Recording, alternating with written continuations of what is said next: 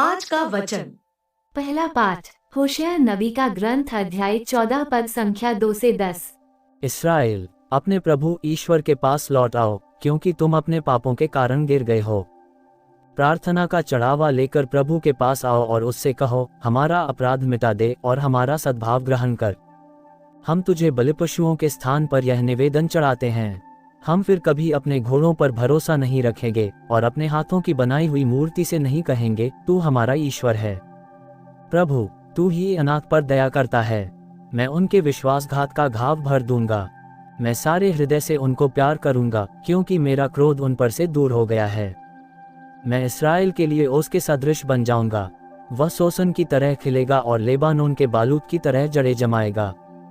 उसकी टहनियां फैलेंगी, उसकी शोभा जैतून के सदृश होगी और उसकी सुगंध लेबानोन के सदृश।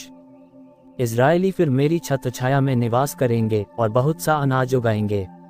वे दाखबारी की तरह फलेंगे फूलेंगे और लेबानोन की अंगूरी की तरह प्रसिद्ध हो जाएंगे।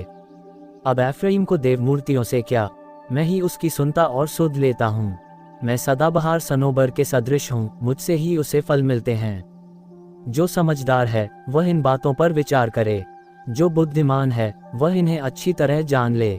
प्रभु के मार्ग सीधे हैं, धर्मी उन पर चलते हैं, किंतु पापी उन पर ठोकर खाकर गिर जाते हैं। ये प्रभु की वाणी है। सुसमाचार संत मार्कुस अध्याय 12 पद संख्या 28 से 34। तब एक शास्त्री ईसा के पास आया। उसने ये विवाद सुना था और ये देखकर कि ईसा ने सदूकियों को ठीक उत्तर दिया था, उनसे पूछा, सबसे पहली आज्ञा कौन सी है? ईसा ने उत्तर दिया, पहली आज्ञा ये है, इज़राइल सुनो, हमारा प्रभु ईश्वर एकमात्र प्रभु है। अपने प्रभु ईश्वर को अपने सारे हृदय, अपनी सारी आत्मा, अपनी सारी बुद्धि और सारी शक्ति से प्यार करो। दूसरी आज्ञा ये है, अपने पड़ोसी को अपने समान प्यार करो। इनसे बड़ी कोई आज्ञा नहीं। शास्त्री ने उनसे कहा, ठीक है गुरुवर, आपने सच कहा है। एक ही ईश्वर है, उसके सिवा और कोई नहीं है। उसे अपने सारे हृदय, अपनी सारी बुद्धि और अपनी सारी शक्ति से प्यार करना और अपने पड़ोसी को अपने समान प्यार करना, ये हर प्रकार के होम और बलिदान से बढ़कर है। ईसा ने उसका विवेकपूर्ण उत्तर सुनकर उससे कहा, तुम ईश्वर के राज्य से दूर नहीं हो। इसके बाद किसी को ईसा से और प्रश्न करने का साहस नहीं हुआ। ये प्रभु का पवित्र सुसमाचार है। आमीन। आज का चिंतन, ईश्वर ही हमारे प्रेम का एकमात्र केंद्र बिंदु होना चाहिए। लेकिन क्या सचमुच है? आश्चर्यजनक बात यह है कि जितना अधिक हम ऐसा करते हैं, उतना ही अधिक हमें यह एहसास होता है कि हमारे जीवन में जो प्रेम है वो उस प्रकार का प्रेम है जो प्रचुर मात्रा में उमड़ता है। और यह ईश्वर का उमड़ता हुआ प्रेम ही है जो दूसरों पर बरसता है।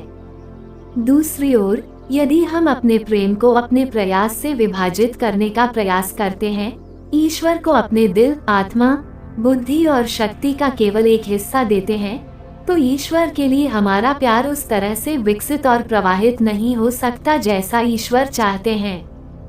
हम प्यार के लिए अपनी क्षमता सीमित करते हैं और हम स्वार्थ में पड़ जाते हैं। ईश्वर का प्रेम वास्तव में एक अद्भुत उपहार है जब यह संपूर्ण और सर्वग्रासी होता है।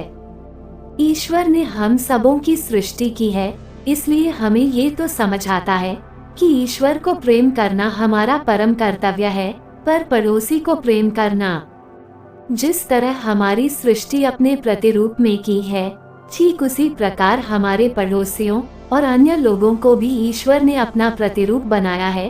और जब हम ईश्वर को, जो अदृश्य है, हमारे पड़ोसी के रूप में हमारे साथ विद्यमान है, हमें प्रेम करने की आवश्यकता है, तभी हमारा प्रेम सार्थक बन सकता है। हमारे संस्कार या फिर हमारे रीति रिवाज पाप से बचने के लिए हमें पवित्रता का मार्ग दिखलाते हैं, जो प्रेम से ही प्राप्त किया जा सकता है। तो आइए आज हम प्रभु की सुंदर आज्ञा पर विचार करें। ये प्रेम का आदेश है और यह हमें ईश्वर के लिए नहीं बल्कि हमारे लिए दिया गया है। ईश्वर हमें अथाह प्रेम से भरना चाहता है। आमीन।